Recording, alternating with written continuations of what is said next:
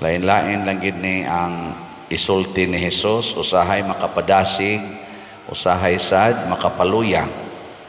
Tong kagahapon ang iyang gisulti nga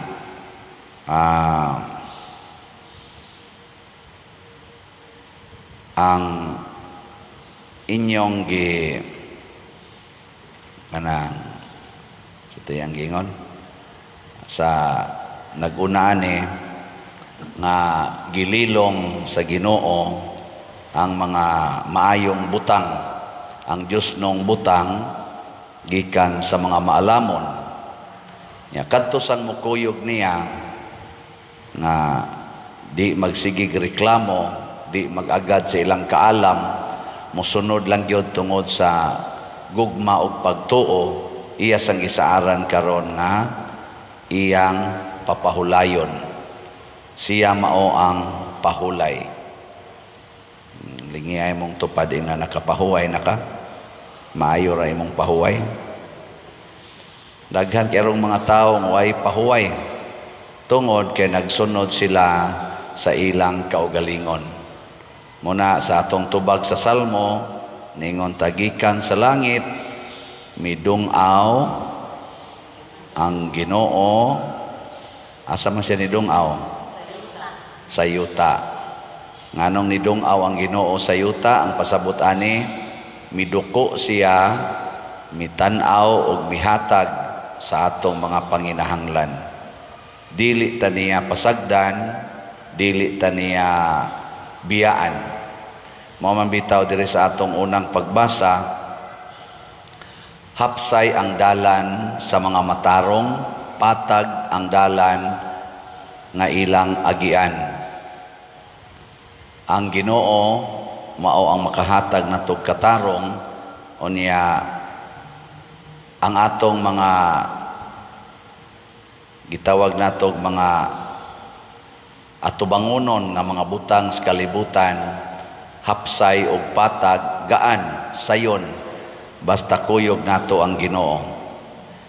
Lisod ba ang paghigugmas kaaway? Lisod sayon. Lisod kaayo. Pero iuban ang Ginoo. Iuban ba ang Ginoo ba? Mosayon dayon na. Lisod ba dawaton ang mga kapakyasan ining kinabuhia kanang mahagbong kas board exam, mapakyas ang imong pangandoy, imong anak imbis mo graduate, namabdos na noon, bugat. Niyang buhaton, ikuyog ang Ginoo. Mugaan dayon na siya. Pasabot, ang gamito nato ang iyang mga pulong, ang iyang mga pamaagi. Kining mga butanga, mao ni ang wala na kayo tagaigbili sa kalibutan karon. Kaya ang kalibutan magsunod gyud sa gisulti sa tao, sama ng divorce. Haron wa na kay problema, aron hapsay gaan imong kinabuhi, hala pag divorce mo na gisulti sa kalibutan. Pero ang wa gisulti sa kalibutan nga inig divorce, gabawon ka sa kabugat sa imong kasing-kasing, gabawon ka sa guilt nga duna kay gibiyaan nga pamilya, gibungkag nga pamilya o anak nga wa nay klarong kapulian nga ginikanan. Sungogon man ang imong tanlagan agud, isip ginikanan, isip amahan, inahan. Nasa laing solusyos kalibutan, uwaw ka istanan, kung masakpan kang namabdos, abortion. Abortion. Ipapatay ng bata, aron dili na masakpan. Ilabay lang na atos basurahan. Ang wa gisulti sa kalibutan nga inighuman nimog abortion, matiguang na lang ka, mamatay na lang ka hapit, naalang yapon ang guilt nga maghuna-huna ka nga ang imong unang anak or ikaduhang anak or ikaupat ka anak or unsang anak ka, imong gipatay. Imong gipatay sud pagid sa imong taguangkan. Kana nga guilt wa na gisulti sa kalibutan, maunay makapabugat og maayo. Pareho sa kuna ng pamakak na kay nabuhat asawa na nabuhat sa bana, bana na nabuhat nga bati sa asawa, anak na nabuhat nga dautan ngadto sa ginikanan, pari sama man mabuhat ang pari na nabuhat nga dautan ngadto sa madre madre na nabuhat nga dautan sa pari. Basta mamakak na ta unsa may gi-assure sa kalibutan, pamakak aron way gubot. Kay lisod na kaayo, gimo nang isulting tinuod, gubot na kaistanan.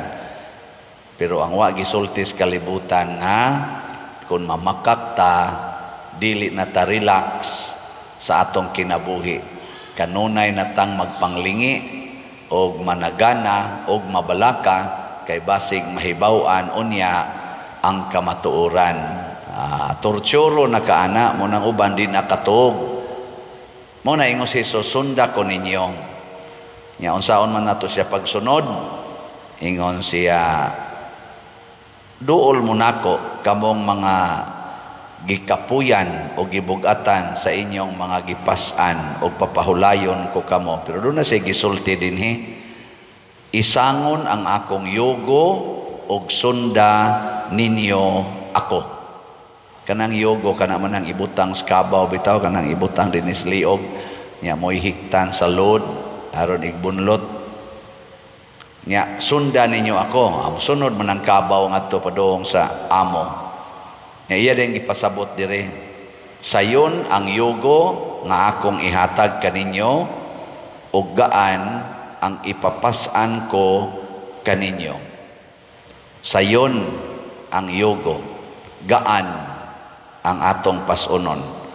Pasabot, kung magsunod tas balaod sa Ginoo sama anang pagkamanggihatagon, pagkamapasayloon, ang way limit nga paghigugma, way kondisyon, ang pag-antos nga malipayon, ang pag-alagad aning labing ubos kanang mga sinalikway, dinaog-daog, ang pag-alagad ana nila, maunay mga sugos Ginoo nga makapagaan sa atong kasing-kasing o sa atong kinabuhi nya. Sayon kaayo na siya himuon kay dili kayo ta mogastog kwarta. Pero ang kanang sugos kalibutan, dumti imong kaaway, sus dako ang gastos kwarta na. Kana ron sila sa Russia o sa Ukraine, Israel o Hamas, dagko na kay sila gastos ilang kwarta. Haron lang yun pag kuan silang kaaway ba, pag kana yung pag pin down sa kaaway, dako kay gasto. Pero ang paghigugmas kaaway na way gasto bisan gani kining atong slat dinhi kagamay ra gid ani slat ba, kapalit na ba mo og slat ana. Pero og ang imo ganing sugo mo imong sundon, bisag kanang pagpariban las buhok, sugo man gyud nimo, pariban sa buhok, kiskis kilay, sumpay-sumpay anang pilok. Pilay gasto ana? Riban, pilay gasto riban? Nga 1,500 mo ba na? Or 1,000? Wa mo makapariban. Nya imo pag yung i-color, nya imo pang ang imo pang kilay, kiskisan nya badlisan, pilay gasto ana? Ngaripas imong naong, sumpay pa anang pilok, kolor-kolor anang punuas pilok, ngaripas mga kuko, ana, limpyuhag maayo, putlan, yaman sumpayan dayon, butangan pa og mga burot-burot diri ang kuko. Ana, pilay gasto ana, yaman tirnohon dayon ang bag, ang sinina, og ang sandal. Lakaw din kang ato. Iniglakaw nimo, dako kay naggasto dako kay gasto. Nya nigaan imong lawas. Conscious na nun kay kastanan. Sorry ninyo ha, kamong magsigig kuan, sigig pangusaban na inyong naong. Pero ako lang ning tugang tinuod. Nya ma-insecure pa ka. Dali pa kay ka maratol. Pero sunda ang Ginoo. Palit lag slat. Pila ra na? 500 is BF dag. Oh, di ba? Kanindot ana. Kagaan ana. Unsa may isuklis Ginoo? Sa to na atong meaning anang SBF dag, San Vicente Ferrer's Daily Abundant Graces. Pastilan 500 lang, Daily Abundant Graces na. Kalinaw, kalipay, katagbawan, kalampusan, daghanang grasya na. Nya kana isang atong MMHD, kaning Mother Mary's Healing and Deliverance, 1,000 man ni siya. Unsa may ihatag anis mahal nga birhen, ang inahan ni Kristo, ang nakabuntog sa yawa nga babae dinhi sa kalibutan, ang bugtong binuhat nga naka-maintain nga immaculate ang iyang kinabuhi, way buling sa sala hangtod sa katapusan. Unsa may iyang ikahatag nato? Healing and deliverance. Kanang healing, pastilan. Dagkuag yung gasto. Suway rago mo gasto, magpahiling mo anang inyong cancer, magpahiling mo anang inyong depression, magpahiling mo anang inyong mga heart failure. Pagkadagkuag gasto, palit lang mo kuan. Usa ka slot sa Mother Mary's Healing and Deliverance. Di ba? Hitsas dayon ang inyong paminaw. Ang imong cancer nga stage 4, imong paminaw murag stage 5. Pero gaan ba? Moingon ka ba nga, bisag mas stage 10 pa. Ana. Abi tay sige palit na tog slot dinhi. Nya nagka-istorya mi sa tanawa ko pader. Unsay tan-aw nimo nako, masakiton ko dili nako. Di man ka masakiton. Insya wa ka kay bawo no. Stage 4 na ko cancer. Nya giingnan ko nga 2 months ra kuno ko. Karon hapit na ko mo 2 years. Di ba? Nako hapit na gid ka mamatay. So hapit na kay stage 4 god. Nako stage ko na ka kanang cancer free na ka. Sa dili nagya po ng cancer. Pero nga ako ra gyud nga nalipay lang gyud ko nga matag adlaw makapaminaw pa ko sa imong wali. Nya ighuman ana makapalit pa kong slot from time to time, diha jud ko nalipay. Ningon ko, Lord, og mamatay man ko, at least malipayon ko. Nga wa siya magpakimo. Wa siya kimo-kimo. Tingin siya ito'y giinom sa siyang tambal-tambal tingali, pero wa gid siya magpakimo. Kaya matod pa niya, dako pa kay gasto, niya mamatay ramang gyapon siya. Naigo-igo sa jud nga akong giingon nga. Musunod lang gid ko sa Ginoo. O iyang kabubuton nga patyono na gyud, kidney failure, dialysis dayon, ay lang na ipalit lang nag-slot, tagpila rong dialysis, gasto, tag 2,500 kada sesyon, way labot sa mga tambal pa na, moabot pa nagdool-dool 5,000, niya katulos usak simana, sus, 15,000, ipalit pa lang na ninyong slot, urot na, ikaw man, patay dayon mo. Ikamatay, wa na.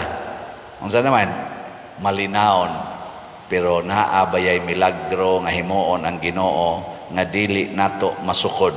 Nga naman, kay ang Ginoo, wa siya dito magpabilin sa langit, ni ana siya sa kalibutan.